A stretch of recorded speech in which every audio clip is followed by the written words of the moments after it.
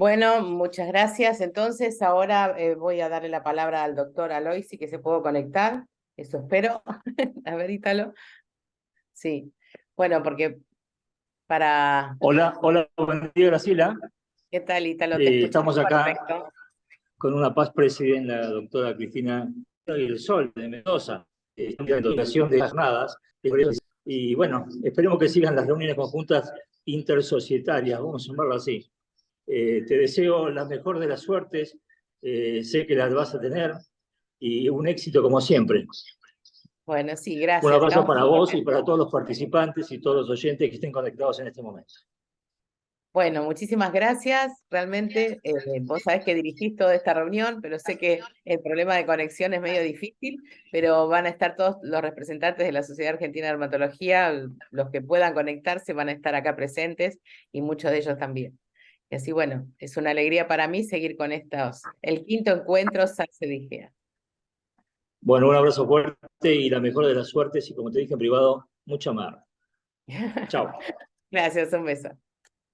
Bueno, vamos a empezar entonces con la primer mesa de casos para compartir y les dejo el lugar a la doctora Virginia González y a la doctora Ana Lantelli. Gracias por estar. Bueno, buenos días a todos, bienvenidos. Esta es la sección, como dijo la doctora recién, casos para compartir, en el contexto del Congreso SEDIGEA 2023 y el quinto encuentro SAT-SEDIGEA. Mi nombre es Virginia González, soy médica dermatóloga, trabajo en el Hospital de Clínicas José de San Martín y junto conmigo está la doctora Ana Lenteri también como coordinadora. Ella es dermatóloga pediátrica del Servicio de Dermatología del Hospital Italiano. Hola, buenos días, un gusto, gracias por la invitación. Quería felicitar a todos los presentadores que ya han presentado, digamos, todo de gran calidad académica, y a los organizadores por este gran evento, Graciela, por todo lo que has liderado y todo lo que ha crecido SEDIGEA y toda la asociación, así que felicitaciones. Bueno, en la mesa también nos acompañan como secretarias, doctora Evangelina Pujadas, ella es dermatóloga infantil, es concurrente del Hospital de Niños Gutiérrez, y la doctora Karina Das de Viren, es pediatra, carrerista de segundo año de dermatología pediátrica del Hospital Garrahan. Y como comentadora contamos con la bioquímica Mónica Natale, ella es investigadora del Laboratorio de Diagnóstico Molecular de SEDIGEA. Así que bueno, Evangelina, te doy la palabra para que empieces a presentar al primer disertador.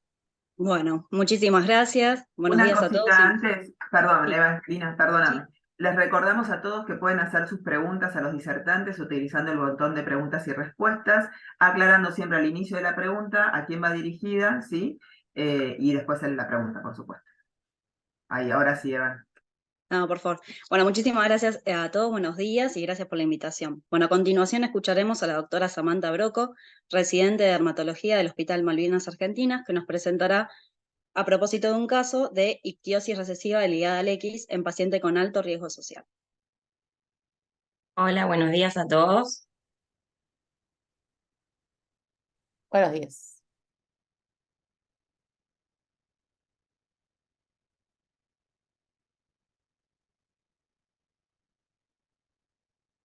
Bueno, buenos días, mi nombre es Broco Samantha, soy residente del Servicio de Dermatología perteneciente al Sistema de Salud de Malvinas Argentinas y en el día de la fecha voy a presentar un caso de ictiosis recesiva ligada al X en un paciente con alto riesgo social a propósito de un caso clínico. Bien, se trata de un paciente de sexo masculino de 4 meses de edad, como antecedentes una madre con un embarazo no controlado, recién nacido a término, con un peso adecuado para la edad gestacional, bebé no colodión y lactancia materna durante 3 meses, una desnutrición crónica por hipoaporte y vacunas incompletas para la edad. El motivo de consulta fue un politraumatismo por caída desde altura. En el interrogatorio dirigido, la madre manifestaba que desde los 2 meses el neonato presentaba una dermatosis y que su abuelo materno presentaba lesiones de similares características clínicas desde la infancia. motivo por el cual se solicitó la interconsulta con el servicio de dermatopediatría. Al examen físico presentaba compromiso generalizado con placas amarronadas de tamaño variable, algunas cubiertas por una fina escama blanco-grisácea, a predominio de cuero cabelludo en regiones axilares y en abdomen. A mayor proximidad se observaban estas escamas parduzcas de tamaño variable. Con sospecha diagnóstica de ictiosis, como exámenes complementarios solicitamos laboratorio, que estaban todo dentro de los parámetros de la normalidad. Realizamos una biopsia cutánea en la región de abdomen con envío a histopatología y también solicitamos estudios moleculares tanto de la madre como del paciente.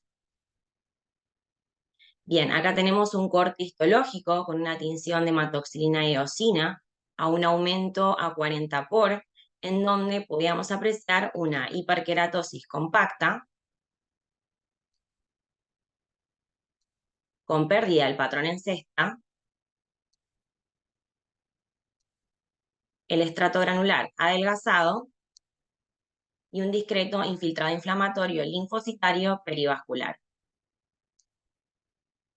Finalmente, con respecto al diagnóstico molecular, en el análisis de la variación del número de copias, se observó una deleción completa del gen STS ubicado en el brazo corto del cromosoma X. Teniendo en cuenta la historia clínica, tanto personal como familiar, junto a el examen físico, la histopatología y los estudios moleculares como gold estándar, llegamos al diagnóstico de ictiosis recesiva ligada al X. Nuestra conducta terapéutica fue indicar Sindex y emolientes, para aclarar que el paciente se encontraba en condiciones de alta hospitalaria, pero por motivos sociales continuaba en internación. Acá presentamos el registro iconográfico a los 4 meses posteriores, en el mes de marzo, al examen físico sin lesiones en piel con una recuperación nutricional. Finalmente, la madre decidió el retiro voluntario sin el alta médica ni social, abandonando al menor en otro nosocomio que actualmente cuenta con medidas de abrigo en institución. Ahora voy a hablar un poquito de la revisión bibliográfica. Con respecto a las ictiosis, son un grupo heterogéneo de trastornos genéticos de la cornificación. Específicamente, la ictiosis recesiva ligada al X es transmitida por mujeres y padecida por varones, con una frecuencia estimada de 1 cada 6.000 nacimientos. El defecto genético consiste por lo general en deleciones en el gen STS, ubicado en el brazo corto del cromosoma X, provocando el déficit parcial de la sulfatasa esteroidea, con la consiguiente acumulación de sulfato de colesterol no degradado, motivo por el cual se produce una hiperkeratosis por retención. Con respecto a la clínica, se caracteriza por escamas gruesas, romboidales, parduzcas y adherentes de distribución simétrica, que comienzan las primeras semanas de vida con mejoría en épocas de verano. Para el diagnóstico es importante tener en cuenta la historia clínica, tanto personal como familiar, el examen físico, los hallazgos histológicos, los análisis de laboratorio y los estudios moleculares. Y para el tratamiento es sintomático con humectación, keratolíticos, entre ellos tenemos la urea, el ácido salicílico o los alfa-hidroxiácidos y los retinoides. El interés de la presentación es dar a conocer un caso clínico de ictiosis recesiva ligada al X, que es una enfermedad poco frecuente, recordar la importancia de realizar el estudio diagnóstico que está disponible en CEDIGEA y destacar el trabajo interdisciplinario y la valoración integral de los pacientes que se encuentran en contexto de vulnerabilidad social. Ya tenemos la bibliografía y muchas gracias.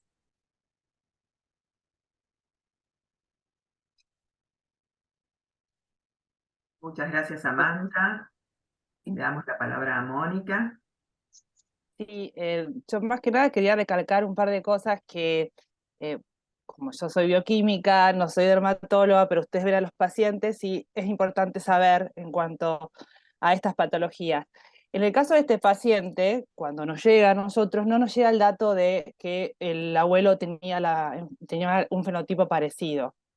Por lo cual, en el diagnóstico presuntivo por el cual nos mandan el paciente es ictiosis vulgar, porque realmente la clínica se solapa bastante con la deficiencia de STS. El tema es que cuando uno hace el estudio molecular, tiene que dirigir la búsqueda a lo que uno piensa que son los genes candidatos. Y en ese caso, uno buscaba, por ahí nosotros buscábamos variantes en filagrina, no tenía variantes en filagrina ni nada asociado, y no vimos, porque no revisamos específicamente lo que es STS. Porque las metodologías que nosotros usamos no ven grandes de lesiones, salvo que uno las busque específicamente. Entonces, si ustedes sospechan que tiene una ictiosis ligada al X, tienen que como avisarnos o tienen que poner en alerta en eso, porque se busca de otra manera. Se usan otras tecnologías que no es, por ejemplo, paneles de NGS o no es secuenciación de Sanger, porque no se ve la de lesión metodológicamente en esas metodologías. Entonces se buscan otras técnicas para buscar esa lesión. Si no, uno puede tener falsos negativos. No ve la mutación, no ve mutaciones puntuales, no ve pequeñas lesiones y no ve la causa de la enfermedad. Y es importante porque en realidad están descritas un montón de lesiones y el tamaño de la lesión varía mucho. Entonces, el saber si la lesión es del gen entero, de parte del gen o del gen y genes contiguos, va a determinar que por ahí ese paciente tenga después problemas neurológicos o no, o esté asociada a alguna otra cosa más, además de lo que es la ictiosis en sí, porque va a depender de cuántos genes por los costados se deletearon o si solamente fue el gen, el del STS. Y obviamente es importante saber qué tiene, por supuesto por el pronóstico y por la consejería genética, porque bueno, es distinto el consejo genético que se le va a dar, porque son diferentes tipos de herencia la que tiene, básicamente. Pero sí es muy importante eso, porque uno tiene que buscar con otras metodologías hasta dónde llegó esa lesión para poder saber el pronóstico y si la persona va a tener algún otro compromiso extracutáneo. Son consideraciones a tener por ahí muy genéticas, pero bueno, ya que tenemos el caso y es muy frecuente, es mucho más frecuente de lo que uno supondría, este tipo de ictiosis, solapa con la ictiosis vulgar, tenerlo siempre en consideración y en cuenta. Muchas gracias, Mónica. Yo quería, no sé si hay alguien para comentar algo, pero este caso es interesante porque en principio las ictiosis recesivas ligadas al como es en este caso, en general se manifiestan con más lesiones con escamas, más negruzcas y más precoces que la ictiosis vulgar. La ictiosis vulgar te da, en general, después del primer año, ahí lo ves mejor. Cuando ustedes ven incluso esas escamitas, y yo no me fijé, no me di cuenta si estaba en la parte preauricular, ahí también es característico ya de este cuadro, ¿no? En general los lactantes empiezan a tener esas escamas negruzcas, no solo en la cabeza, sino en la parte preauricular, como que es un índice para tener en cuenta. La otra es que puede ser sindrómica, ¿sí? Pueden ser sin otros problemas o no, pero los tenemos que ver en el tiempo también. Entonces, si son sindrómicas, dicen que el 25% puede traer trastornos del espectro autista. Entonces, tenemos que seguir a ver qué pasa con la maduración. Tenemos que controlar, incluso en la madre, bueno, lo abandonó y se perdió el contacto, pero hay que estudiar, digamos, todos los perfiles lipídicos y ver cómo va evolucionando. dicen que si se acompaña de hipogonadismo y demás, puede haber el síndrome de genes contiguos. Realmente es bastante interesante, pero recuerden ustedes como para identificar que las escamitas son bastante negruzcas, mucho más, y aparecen dentro del primer año, y especialmente en general al mes ya tienen escamitas en la región preauricular, y eso más lo tiene que hacer sospechar en esta posibilidad.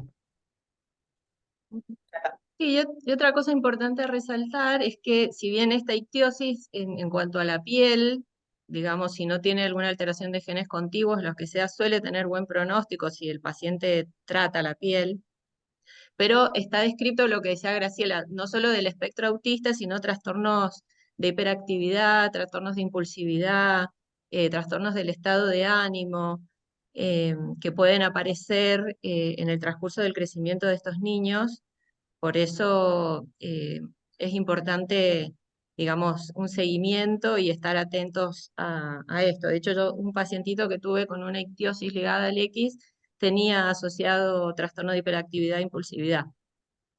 Y también Así que bueno, como para estar atentos a estos y que por ahí puede estar relacionado con la enfermedad de base, ¿no?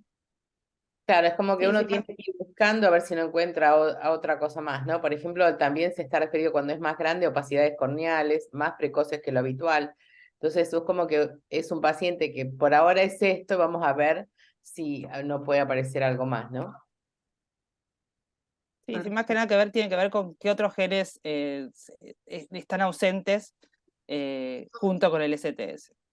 Muy bien. Como todos sabemos, todo el tiempo estamos aprendiendo y por ahí hay una región muy chiquita que todavía no está asociada a nada y que posiblemente esté en un futuro cuando se puedan hacer todos esos análisis comparativos hasta la asociada al autismo. Y son por ahí pequeñas porciones alrededor de ese gen que se va entero. Nada. Bueno, muchísimas gracias por los aportes. Para hacer honor al tiempo, las preguntas las vamos a contestar al final de las exposiciones para darle el tiempo a todos los expositores, justamente. A continuación, damos la palabra a la doctora Pavón Eliana, que es médica dermatóloga del Hospital Tornú, que nos expondrá síndrome de Gorlin a propósito de un caso.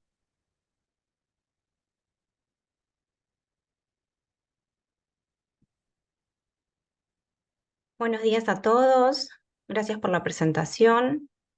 Paso a compartirles el caso clínico que traje para el día de hoy.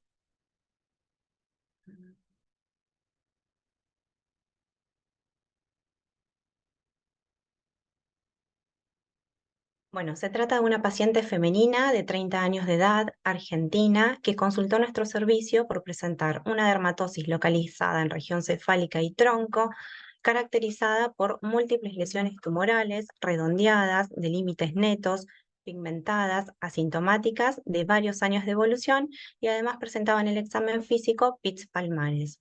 Como antecedentes patológicos personales, la paciente no refería ninguno y en cuanto a antecedentes familiares, comenta que su madre falleció y presentaba una dermatosis de similares características a la de ella.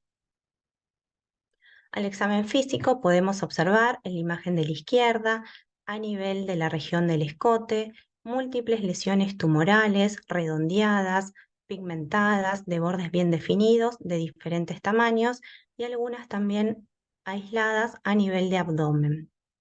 En la imagen de la derecha podemos observar también lesiones de similares características a las ya descritas. En el polo cefálico, a nivel de la frente, también presentaba algunas lesiones y acá tenemos la dermatoscopía de una de ellas, donde se puede observar una lesión pigmentada que asienta sobre una base eritematosa con vasos centrales finos. También podemos ver glóbulos de diferentes tamaños con una pigmentación azul negruzca que se localizan preferentemente a nivel de la periferia de la lesión y dos estructuras centrales donde podemos observar en una de ellas un velo blanquecino y también áreas blancas sin estructuras. A nivel de las palmas, como ya dije, los pits. Como diagnóstico presuntivo, nosotros pensamos en un síndrome de Gorlin, por lo cual en una primera instancia se solicitó una biopsia de piel para estudio histopatológico de 2 lesiones de tronco. En la histopatología, en la imagen de la izquierda, en una vista panorámica, podemos observar a nivel de la epidermis nidos de células basaloides rodeados por un estroma mucinoide que conforman una empalizada. Y en la imagen de la derecha, a mayor detalle, podemos observar estas células con núcleos hipercromáticos pequeños y atipías celulares, por lo cual se llega al diagnóstico de carcinoma vasocelular.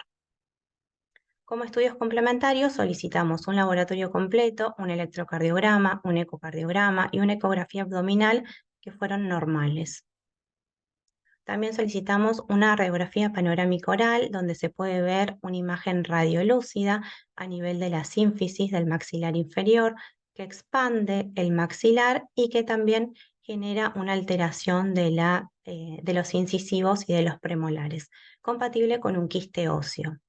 También solicitamos una tomografía de cerebro donde podemos observar una calcificación difusa de la hoz del cerebro y el tentorio.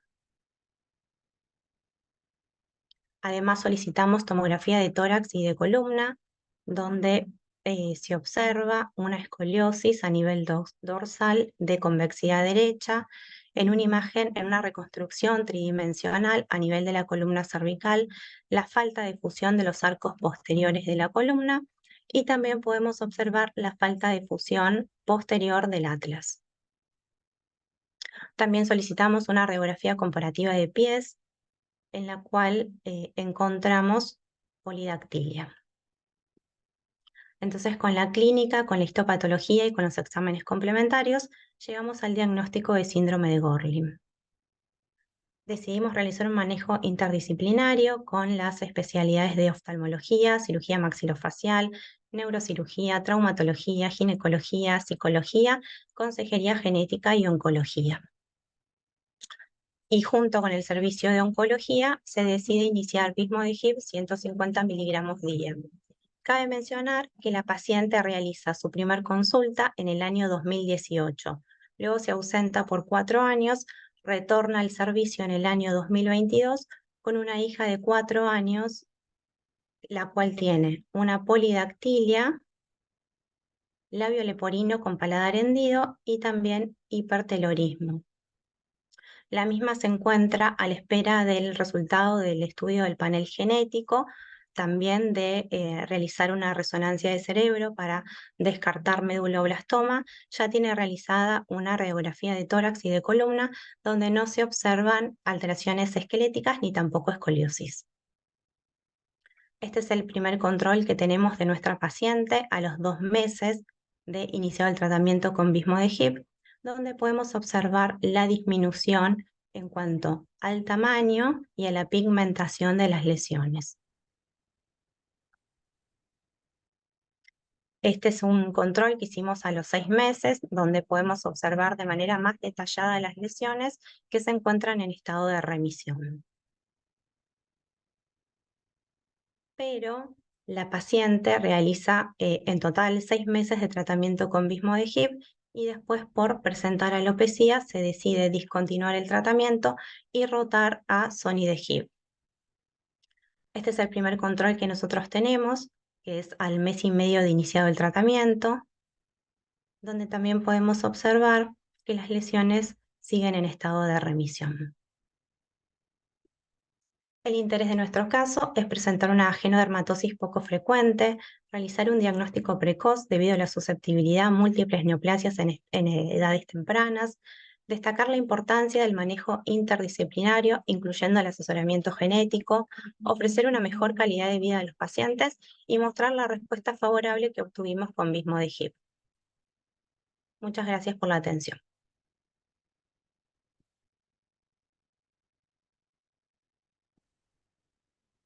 Muy lindo caso, muy bien presentado. La verdad que genéticamente hay 2 genes relacionados actualmente a lo que es Gorlin. No sé, ¿le están haciendo panel, me dijiste? ¿Sabes de Sí, qué? todavía le están haciendo el panel, todavía no recibimos ninguna información. Yo me comuniqué la semana pasada y me dijeron que todavía no estaba, que faltaba la secuenciación de nueva generación. Está bien. Sí, en general no hay, está todo por ver. Todavía en Gorlin hay 2 genes nada más relacionados, pero hay un porcentaje de pacientes que dan test negativo actualmente y no hay diferencia entre los genes, así que mucho más no puedo aportar yo. Me parece por ahí Graciela más por la parte clínica puede aportar algo más que lo más interesante por ahí ahora para poder prevenir.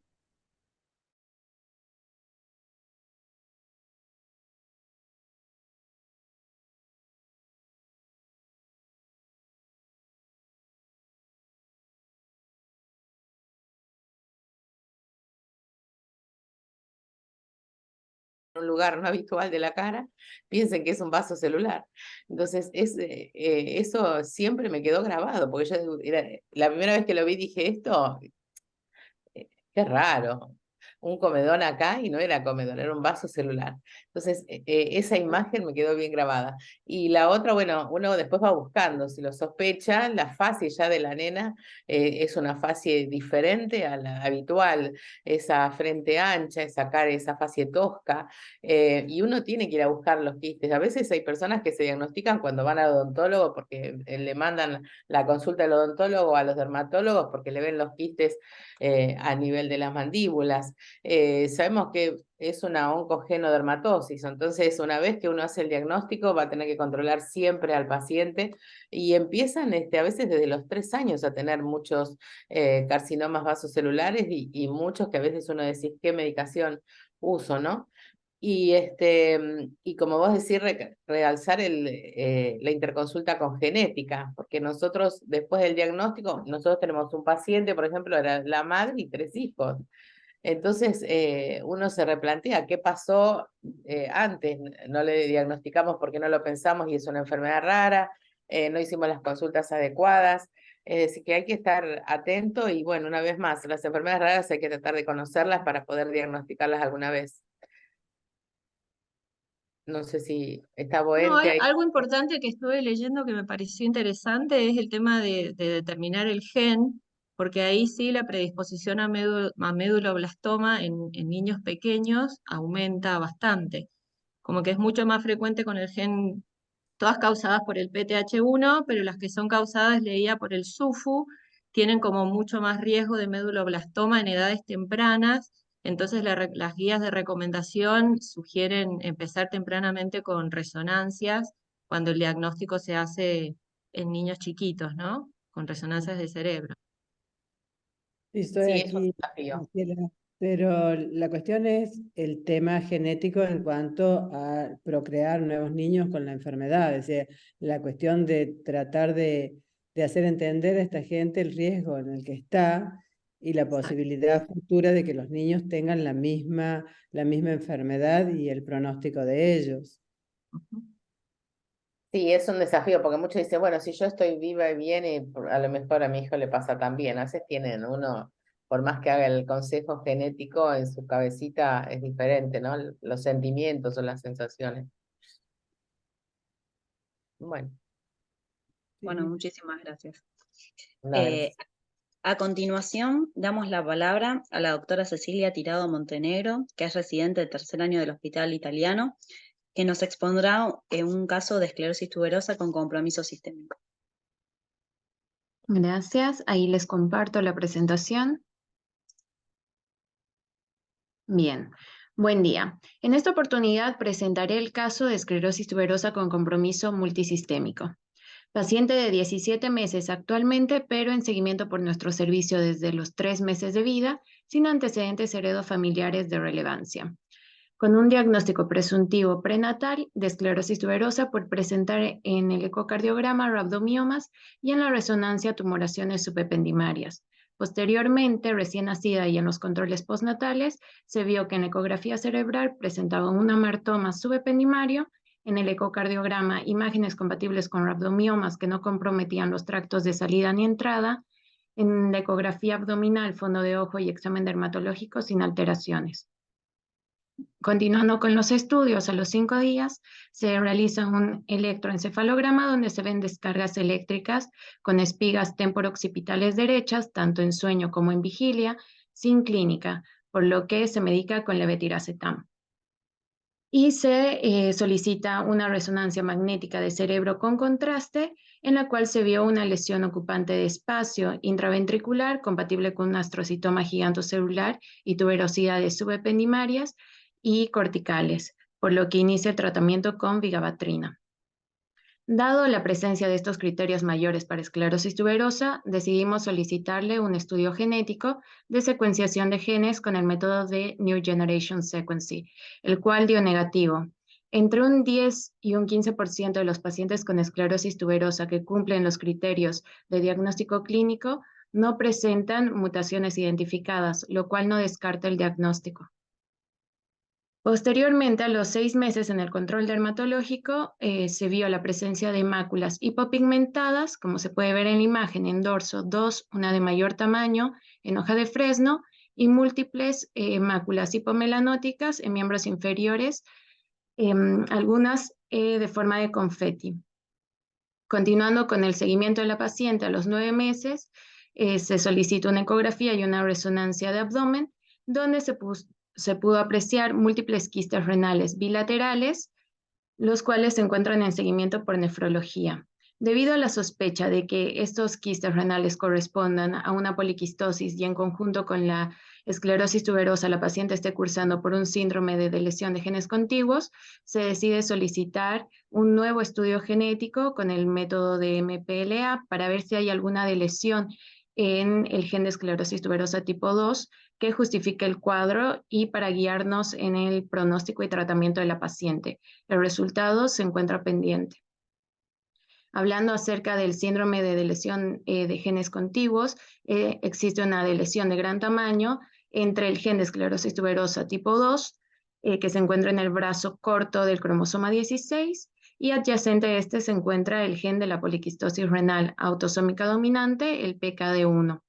Este síndrome se caracteriza por la presencia de quistes renales congénitos o de aparición precoz en pacientes con esclerosis tuberosa sin historial familiar previo e implica un peor pronóstico de la enfermedad renal. En cuanto a la esclerosis tuberosa, es un síndrome neurocutáneo autosómico dominante, aunque 2/3 son mutaciones esporádicas, como es el caso de nuestra paciente. Se caracteriza por amartomas, afecta múltiples sistemas con una amplia variedad de presentación. En los últimos años se detectó 2 genes responsables que son supresores tumorales. Tenemos al gen de la esclerosis tuberosa tipo 1, que codifica la proteína martina, y el de tipo 2, como lo estuvimos hablando, que codifica la proteína tuberina. En la mayoría se presentan las mutaciones esporádicas y da un fenotipo más grave y de peor pronóstico. En el último control dermatológico se pudo apreciar que la paciente persistía con las mismas máculas hipopigmentadas tanto en dorso como en miembros inferiores, pero había la presencia de una nueva lesión en mejilla derecha que podría estar siendo compatible con una placa fibrosa, la cual se encuentra en seguimiento. Debido al compromiso de varios órganos, la paciente se sigue de forma multisistémica, o sea, multidisciplinaria, y se realizó un ateneo en conjunto donde se debatió si se inicia el tratamiento con everolimus, que es un inmunosupresor macrólido e inhibidor de la mTOR con propiedades antiproliferativas y antiangiogénicas, que se da de tratamiento inicial para tumores cerebrales, epilepsias refractarias, angiomiolipomas renales y angiofibromas faciales. Está aprobado ya en varios países para el tratamiento de los astrocitomas gigantocelulares, en primera instancia en Suiza, el 2010 en Estados Unidos y el 2015 en Argentina por la ANMAT. En cuanto a nuestra paciente, decidimos expectar el inicio del tratamiento con everolimus, ya que no hubo modificaciones en los seguimientos en la resonancia magnética y tampoco en los síntomas neurológicos. En la revisión que hicimos acerca de la relación entre el everolimus y la esclerosis tuberosa, encontramos que existen estudios que ven la eficacia en cuanto al tratamiento de los astrocitomas gigantocelulares y de los angiomiolipomas renales, donde como resultado dan que es un fármaco seguro, eficaz a largo plazo, reduce un 50% del volumen total de los astrocitomas, reduce el 30% del volumen de los angiomiolipomas, con una reducción importante en los primeros 3 meses y una reducción continua, pero menos significativa posteriormente, con mejoría del 50% de las lesiones cutáneas. Como conclusiones, la esclerosis tuberosa es una patología de gran morbilidad. El asesoramiento genético es fundamental. La variante tipo 2 provoca un fenotipo más grave y de peor pronóstico. Es importante el seguimiento de estos pacientes, ya que a lo largo de la vida pueden manifestar nuevas lesiones o nuevas intercongruencias en otros órganos, y las terapias emergentes podrían mejorar la calidad de vida y disminuir las complicaciones. Gracias.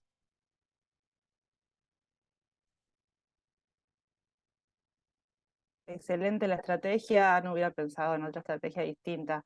En general, sí, los genes de la esclerosis tuberosa, tanto 1 como 2, suelen tener grandes lesiones, son genes grandes en general. Y hay un alto porcentaje de lesiones, ni siquiera con genes continuos, solamente de lesiones de partes del gen, por lo cual los estudios de NGS suelen dar negativos, o hay un alto porcentaje, así que nunca descartar una esclerosis con un examen de NGS, sin haber hecho MLPA también. Por mi parte, es eso. Y más que nada, bueno, hacerlo temprano, hacerlo antes de que aparezcan por ahí los quistes renales o alguna otra cosa asociada, está buenísimo. Cuando antes se sepa el resultado, más previsible es el diagnóstico, es el pronóstico. Y no sé si alguien tiene experiencia con tratamiento con everolimus para estos casos, no sé si alguien tuvo un caso así. Nosotros todavía lo estamos expectando, en realidad lo de los quistes renales fue un hallazgo posterior al Ateneo, fue muy, muy reciente. Así que supongo que tendremos que rediscutir, una vez que tengamos el resultado también un poco del genético para ver el pronóstico, de utilizar el everolimus, porque la verdad que los eventos adversos son similares a los del sirolimus en general. En algunos pacientes, muy pocos hay que suspender por los efectos colaterales, pero la mayoría de los pacientes se benefician con el uso del everolimus, así que todavía lo estamos debatiendo. Sí, cuando uno inicia con esas medicaciones tiene que pensar muy No bien sabes. el balance por el tiempo en que yo lo tengo que dar, los efectos adversos, pero bueno, tiene que tener la indicación bien precisa. O sea, si yo no se lo doy, la evolución no va a ser muy buena, estoy teniendo compromiso ya renal, comprometer. Entonces uno ahí en eso dice, bueno, empiezo con el everolimus y veo la respuesta. Nosotros siempre en los que teníamos en el hospital siempre primábamos eso, ¿no? Bien la indicación de oncología, que estábamos acompañados y eran los que conseguían la droga, y la administración, y por más que a veces yo decía más, no decían, no, siempre tenemos que tener en cuenta esto, sí, realmente tengo que poner la medicación porque el paciente va a evolucionar mal, quizás es porque no lo conocemos bien, ¿no? Porque no tenemos un uso como tenemos a lo mejor con otras drogas, pero menos en esto, pero es como que si no era tan significativo y como vos decís, está limitado, a lo mejor no empezar, ir controlando bien de cerca, ¿no? Con los distintos especialistas, expertos. Lo que yo decía, por ejemplo, en estos casos que sabemos que es una esclerosis tuberosa, ¿viste? A mí me impactó mucho el ver que si no tiene la exposición a la radiación ultravioleta, no se forman los angiofibromas. Porque dicen que es la exposición, los de la cara, ¿no? Que siempre nos traen tantos problemas como para estética y demás. Entonces, yo desde muy chiquititos, cuando pienso, sospecho que tiene manchas blancas, ya le digo protector solar cada 10 horas, nada de sol, porque dicen que es precisamente el estímulo de la radioterapia lo que estimula como una nueva mutación y aparecen todos los angiofibromas. Bueno, vamos a tener en cuenta eso para asesorar también al paciente. Sí, eso nos olvidamos, no lo hacemos, pero bueno. Habitualmente. Y así le marca la vida, o sea que así yo les digo, les doy más o menos las pautas que si tuviera un xeroderma pigmentoso. ¿Está? Bueno. Eso sí. Bueno, muchas gracias por sus aportes. Gracias.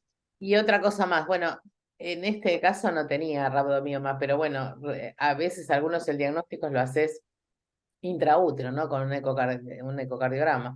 Esa también es a tener en cuenta, ¿no? Y bueno, sí. Tenía Graciela intraútero. Cardíaco. Sí, bueno, Cardíacos. Diagnóstico fue prenatal. Claro. Ese diagnóstico prenatal te ayuda muchísimo, ¿sí? Tal cual. Pero igual, bueno, hay dos tipos y hay formas que uno cuando dice, uy, esclerosis tuberosa y se imagina un paciente con retraso madurativo, pero ojo que están los otros, lo que sería la Martina, donde yo tuve pacientes que el diagnóstico se le hicimos de grande, siendo contador, con un episodio convulsivo, y antes había sido tratado los angiofibromas como si fuera un acné por otras personas. Entonces, uno piense que el espectro es muy amplio, ¿no? Que tenemos los muy severos, como serían los de tuberina, pero tenemos otros que también tenemos que controlar, que las complicaciones a lo mejor no vienen de chiquititos, sino que vienen de grande, ¿no? Y se hace a lo mejor el diagnóstico, y es importante por el consejo genético. Bueno, muchas gracias. No, por nada. Bueno, continuando con las disertaciones, a continuación la doctora Sofía Nacel, concurrente de dermatología del Hospital Pena, presentará el siguiente caso clínico: enfermedad de Darrier-White asociado a trastorno neuropsiquiátrico. Buenos días. Entonces, el día de hoy les vamos a presentar un caso clínico titulado Enfermedad de Darrier-White asociada a trastorno neuropsiquiátrico. Se trata de un paciente varón de 22 años con antecedentes de hipotiroidismo, trastorno de la conducta alimentaria en la adolescencia y trastorno del estado de ánimo, que nos consulta por una dermatosis en rostro y en tronco, que tenía años de evolución, era pruriginosa y cursaba con brotes y remisiones con empeoramiento en los meses de calor. En el examen físico, el paciente presentaba pápulas hiperqueratóxicas que se asentaban sobre una base eritematosa a predominio de cuero cabelludo, rostro, cuello y tronco. Y aquí, a mayor aumento, podemos evidenciar el compromiso de las áreas fotoexpuestas. Se decidió solicitar un laboratorio completo, que como única particularidad arribó con una TSH de 7, el resto del perfil tiroideo normal, y se realiza toma de biopsia con envío de muestra a anatomía patológica, la cual se evidencia la presencia de una acantolisis con formación de hendiduras suprabasales, mayor aumento la presencia de una disqueratosis con los granos y los cuerpos redondos, llegando entonces al diagnóstico de una disqueratosis acantolítica, que en el contexto del examen físico del paciente arribamos al diagnóstico de una enfermedad de Darrier-White. Decide iniciar tratamiento con isotretinoína a 20 miligramos día y meprednisona a 20 miligramos día con posterior descenso, y se indica fotoprotección estricta. Este es el control en el examen físico a los 4 meses de haber iniciado la isotretinoína. A modo de resumen, la enfermedad de Darrier-White es una genodermatosis mayoritariamente de herencia autosómica dominante. Tiene una prevalencia de 1 en 30.000 a 1 en cada 100.000 habitantes, dependiendo de la bibliografía. En la clínica presenta pápulas hiperqueratóxicas de aspecto verrugoso que se localizan en áreas seborreicas, y dentro de lo que es la etiopatogenia presenta una mutación en el gen del ATP2A2 que se encuentra en el cromosoma 12q23.24.1, que codifica para una enzima que es la SERCA2, causando una alteración en los niveles de calcio intracelular y provocando acantolisis y apoptosis de los queratinocitos. Un poco hablando más específicamente de las proteínas SERCA2, son ATPasas motrices de iones tipo P que transportan calcio y están compuestas por una cadena polipeptídica única de 110 kilodalton. Contiene 5 dominios principales, 10 hélices transmembrana, 5 tallos y 3 dominios citoplasmáticos, que son el dominio actuador, el dominio de unión a ATP de los nucleótidos y el dominio de fosforilación. A su vez presenta 3 isoformas, A, B y C, que difieren en sus extremos carboxilo terminal y en su localización tisular. Se han identificado más de 200 mutaciones en el ATP2A2, y dentro de la categoría de estas mutaciones tenemos las que son por probable mutación disruptiva genética y las que son por alteración de proteínas. Y hay evidencia científica de que la gravedad de los síntomas está asociada con el tipo de mutación.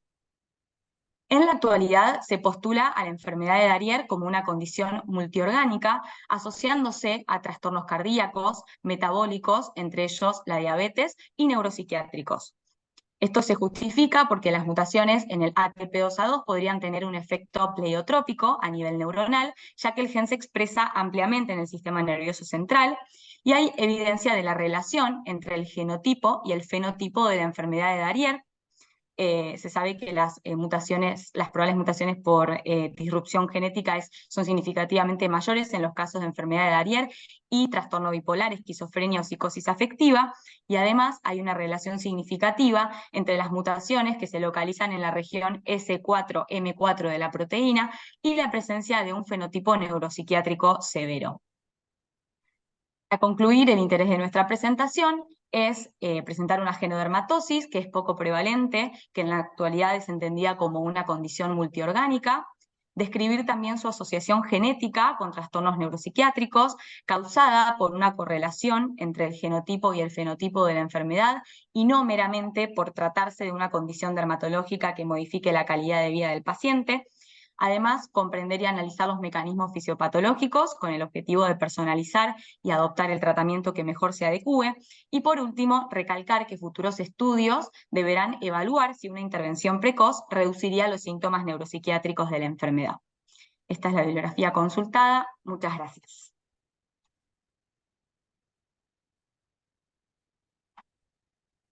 Muchas gracias, Sofía. Mónica. Perdón, estaba muteada. Sí, la asociación es bastante fuerte y también es importante diferenciarla por ahí del Hailey-Hailey, que también por genética por distintos genes están afectados y no tiene asociación con estos trastornos neuropsiquiátricos.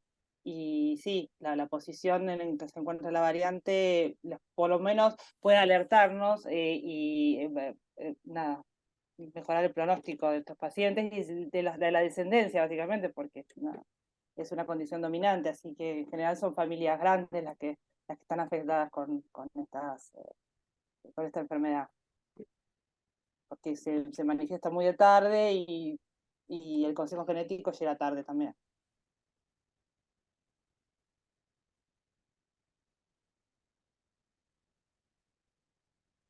Sí, Bueno. realmente las enfermedades de Darrier es terrible cuando a veces tenemos problemas socioeconómicos, ¿no?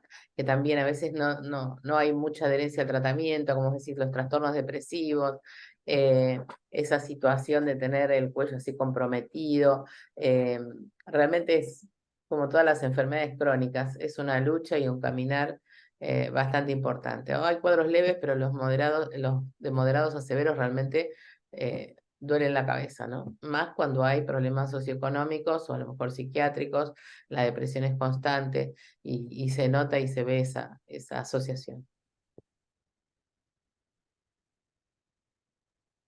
No tengo más. Bueno, para finalizar entonces esta mesa, a continuación presentará la doctora Luz Velázquez Perdomo, dermatóloga pediátrica e integrante de CEDIGEA del Hospital de Clínica José de San Martín.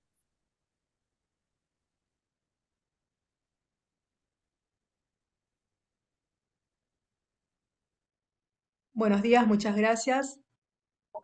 Paso a compartir.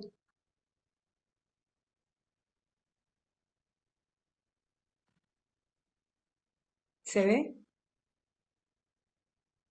¿Se ve? Sí, se ve. Sí. Sí, Luz. Gracias. Ahí va. Hay pantalla completa.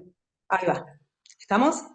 Muy bien. Sí, perfecto. Entonces, me paso a presentar el siguiente caso clínico, que se trata de una mujer de 34 años de edad, como antecedentes perinatológicos, es una recién nacida a término, peso adecuado, embarazo y parto controlados, presentó ampollas al nacer en párpados y dedos del pie, por lo cual quedó internada en neonatología para estudio y seguimiento. A los 25 días de vida se le otorgó el alta en buen estado general sin lesiones en piel.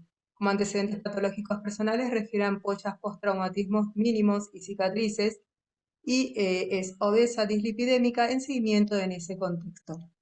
Sin antecedentes familiares de importancia, niegan consanguinidad y consulta por máculas hiperpigmentadas. Al examen clínico dermatológico, máculas hiperpigmentadas residuales o ampollas en abdomen y escote, máculas hiperpigmentadas en miembros superiores y en dorso,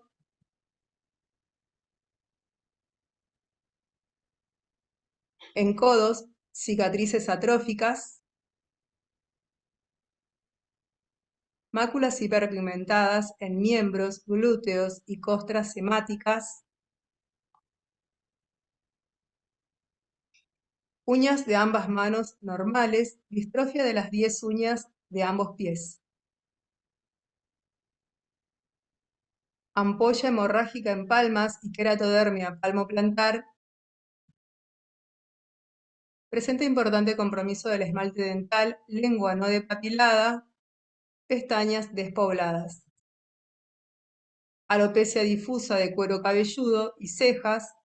Refiere a haberse realizado una biopsia cutánea vinculable a epidermólisis ampollar, no trae el informe. Ante este cuadro clínico, los diagnósticos planteados será una epidermólisis ampollar simple, alguna forma de epidermólisis ampollar simple o alguna con pigmentación moteada, o quizás algún tipo de epidermólisis ampollar de la unión o una epidermólisis ampollar distrófica, aunque no presentaba aparentemente compromiso de las mucosas.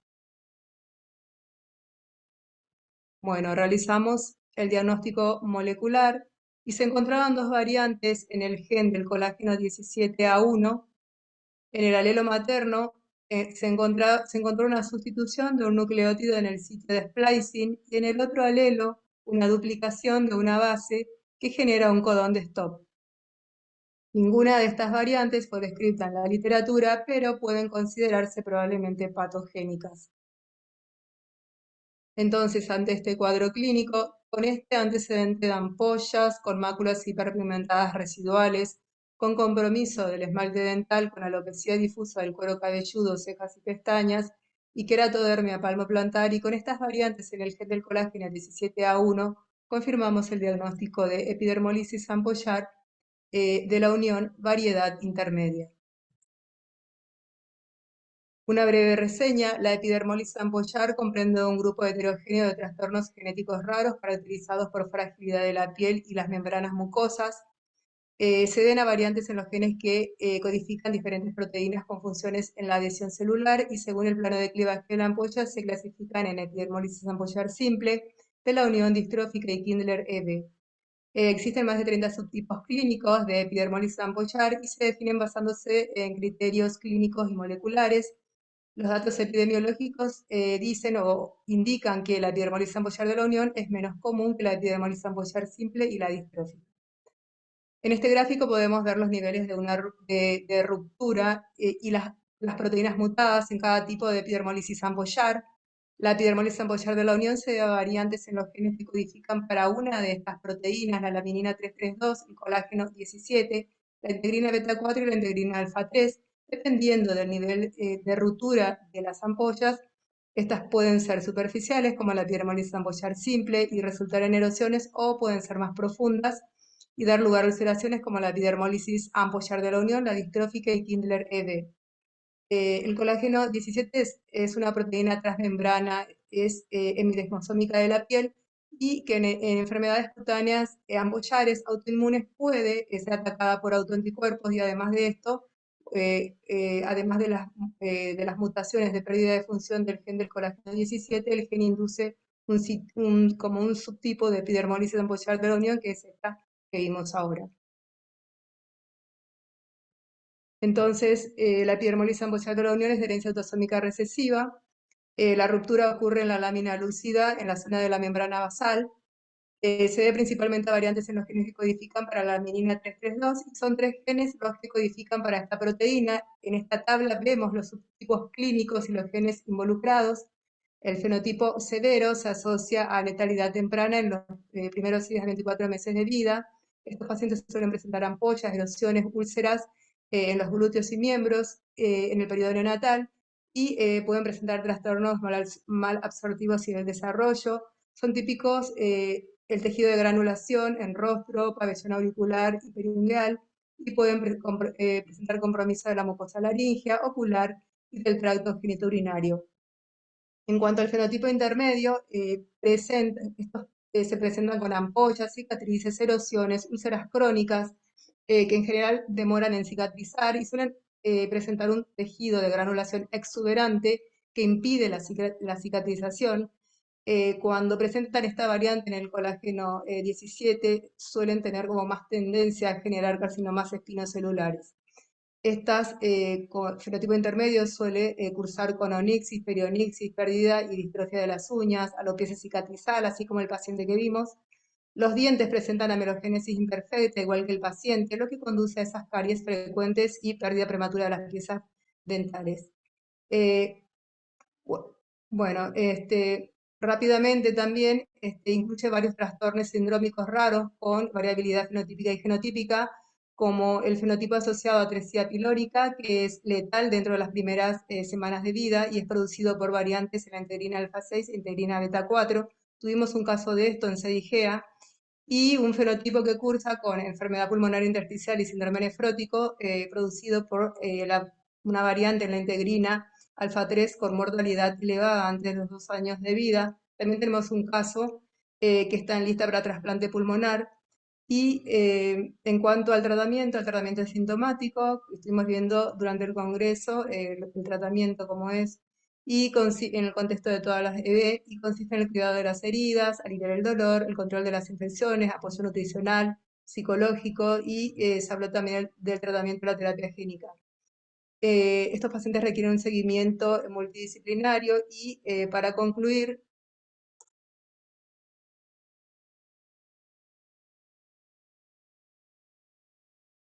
¿Cortóse? Menos mal que ya casi lo presentaste. ¿me escuchan? Sí, ahora sí. Ahora sí. Para concluir, ¿me escuchan o no me escuchan? No, más Porque o yo no menos. ¿Me Para escuchan? concluir, No, ya estoy terminando. Te escuchamos. Bien, perdón. Soy yo la que no escucho. Para concluir, la epidermolis embolsal de la unión es clínicamente heterogénea, incluye un amplio espectro de gravedad. El diagnóstico del tipo de epidermolis ampollar no siempre es sencillo, en especial en recién nacidos y en pacientes con manifestaciones, digamos, leves. La determinación del tipo de epidermolis ampollar es un desafío. Esta forma del colágeno 17A1 en general se presenta de forma leve, considerando lo que puede ser una epidermolis ampollar, esto es leve. Y presentamos una mujer entonces con un fenotipo intermedio con 2 variantes en el gen del colágeno 17A1, y finalmente lo que decimos siempre es que la base de los datos de las variantes de los pacientes es crucial para el asesoramiento genético, para el pronóstico y el desarrollo de terapias que dependen de las mutaciones individuales. Muchas gracias. Gracias. Sí, decí, Mónica, yo me meto, que tengo que No, tener por favor. paciencia, por favor. Hablen No, ustedes, hablo yo. no, mucho más para decir. En esta paciente es interesante porque es un caso, es una epidermólisis muy rara. Uno cuando piensa en epidermólisis de la unión ve pobrecitos los chiquitos con la atresia pilórica y con un pronóstico muy malo, y la verdad que cuando veíamos a esta paciente uno pensaba en algo más simple. No pensamos en epidermolisis de la unión. Pensaba algo bien simple y probamos de Claro. hecho, los genes más relacionados con las formas, una forma dominante, algo sin demasiado compromiso, y tuvimos que poner un panel de NGS para poder encontrar estas variantes. Y nada, dentro de eso es pronóstico mejor, pero bueno, hay que tener en cuenta la parte de los carcinomas. Si se hubiera sabido antes, por ahí la parte de dentición está muy relacionada, y la hipohiperpigmentación es muy característica. Cuando después se estudia a los pacientes, es muy característico del colágeno 17. Y la aparición a veces tardía también está asociado con este gen, que no se piensa de primera porque es muy, muy raro las variantes. ¿Y biopsia de piel le hicieron? Le hicieron una biopsia de piel, la paciente refiere vinculable a epidermolis ampollar y no nos trajo el informe, no lo pudo conseguir, se lo estuvimos pidiendo y hasta ahora no lo trajo. Y Vino de nosotros grande esta necesitamos paciente. el molecular, ¿eh? Se lo habían Vino de hecho grande, ¿no? se lo habían hecho, la biopsia se lo habían hecho a los 10 años de edad. Sí, igual podríamos hacérsela porque es grande y no Sí, pasa se la nada. podemos hacer. Pero bueno, como Esta ya ahora, se la vamos a hacer.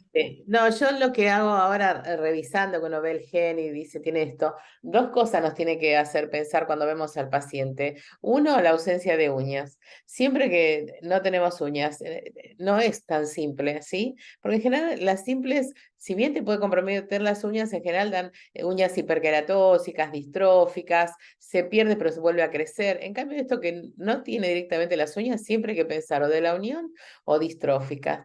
Y la otra más es, ¿ustedes vieron los dientes? Esa melogénesis que tiene, esas son, es Tremendo. impresionante, ese es de, también te hace sospechar para la unión.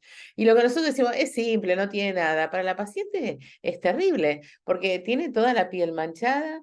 Fíjate que está como Claro, la avanzando, calidad de vida. ¿viste? ¿No? Cualquiera que nos vemos, los dientes como los tiene y no los puede arreglar. Entonces, lo que tremendo. para nosotros decimos simple porque no tenemos los desastres de la recesiva severa, para ellos Comparando es con las otras, de la es como calidad leve. irreversible, ¿eh? Me parece, digamos, como que eso de simple o no simple depende de cada uno. Yo tenía una paciente que tenía una simple, pero era tanto los dolores que tenía en las plantas de los pies que ella decía, y las ampollas, de decir, yo no puedo, me gustaba ir al tenis, no lo puedo hacer, me gustaba la playa y no lo puedo hacer. Entonces realmente estaba deprimida y ansiosa porque quería tener un hijo y tenía esas posibilidades de cómo lloraba, porque decir, ¿cómo hago? Porque a mí ustedes me dicen que es simple, pero para mí no es simple, ¿no? Realmente el problema es importante. Pero bueno, muy interesante caso y muy raro, de mucho aprendizaje para nosotros. Pero a los grandes les vamos a hacer la biopsia si todos saben la biopsia. Lo que pasa que la experiencia que tenemos nosotras con biopsia y especialmente la unión, si no tenemos una microscopía electrónica, no nos da. Y no tenemos a veces la inmunohistoquímica con todos los, viste, anticuerpos para, uno dice, bueno, ¿qué tenés? Y tengo parasitoquiratina y colágeno 4. Y como para definir en dónde está, colágeno 7, ¿me entendés? Entonces, no nos dice mucho, al menos lo que yo tengo. Quizás en otro medio sí, pero cada vez que intenté hacer la microscopía electrónica en las formas de la unión, no fue correspondiente con el diagnóstico que tenía. Por eso es como que seguimos directamente para la parte molecular. Bueno, no sé, ¿alguien más que quiera comentar algo? Bueno, muchas gracias. Graciela, te preguntamos, tenemos 4 preguntitas cortitas, si las Sí, podemos hacer, hacela. son Sí, 10:09. sí, No sí, la queremos doctora salir Bayona por la nos deja siguiente 5 mesa. minutos. Dale, ¿Tenemos sí. 5 minutitos? Sí, Bueno, sí. a Samantha le preguntaban, que es la médica que presentó el primer caso de ictiosis, ¿qué emolientes se utilizaron, dado la edad y el nivel socioeconómico del paciente? Y los emolientes que usamos fueron muestras de Atopic que teníamos en el servicio.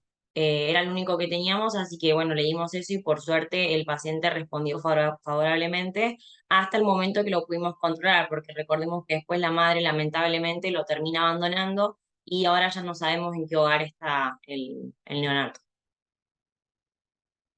Gracias, Samantha.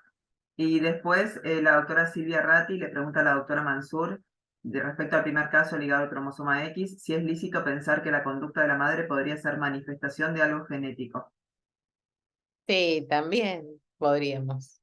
Pero es tranquilamente, sí. Sí se ve en las madres que son portadoras porque no tienen tantos síntomas, desde trastornos psiquiátricos hay que hacerle incluso el lipidograma, porque a veces puede estar alterado. Y bueno, eso la verdad que no lo puedo decir, pero sería una posibilidad.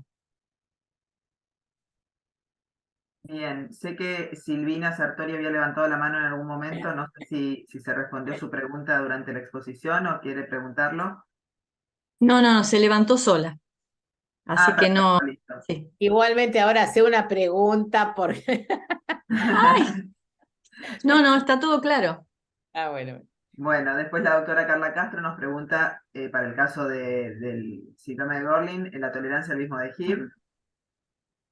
Sí, la tolerancia fue muy buena, ya que como efectos adversos solamente presentó digeusia y una leve disminución de peso al inicio del tratamiento y después, bueno, la alopecia que ya mencioné en el 6º mes de tratamiento. No fueron ni la digeusia ni la disminución de peso fueron suficientes para discontinuar el tratamiento, o sí la alopecia. y la realidad es que con el Sonidegib viene muy bien, por ahora sin efectos adversos. Perfecto, gracias Eliana. Y después acá, que no es una pregunta, por lo menos está planteada así, pero la doctora María Dolores Alduna nos dice en cuanto a enfermedades de retinoides y depresión. Sí, totalmente, es algo que nos planteamos nosotros también. La realidad es que hoy en día sabemos que los retinoides y la depresión es una asociación que está muy debatida, que muchas veces también la misma depresión tiene que ver con el cuadro dermatológico de base. Y por otro lado, nuestro paciente no respondió a nada tópico y se mostraba muy angustiado, entonces en consenso con el paciente y el servicio de salud mental, decidimos indicarlo de todas formas, sabiendo que, bueno, que hay casos reportados de depresión, que como decimos, es algo que todavía está debatido cuál es la causa. Sí, igual con esas lesiones, si no, algo tenés que hacer y díganme ustedes qué le hacen, porque, ¿no? Es muy difícil. Muy bien, ahí terminamos con las preguntas que estaban en el chat. No sé si alguien tiene alguna pregunta más. O callen para siempre. Es ahora. No, para siempre no, para este módulo. Bueno, muchísimas gracias a todos, realmente una mesa fantástica, los felicito y ahora vamos a los avisos parroquiales, no digamos al video, mientras se prepara la otra mesa. Muchas gracias a todos. Chao, gracias.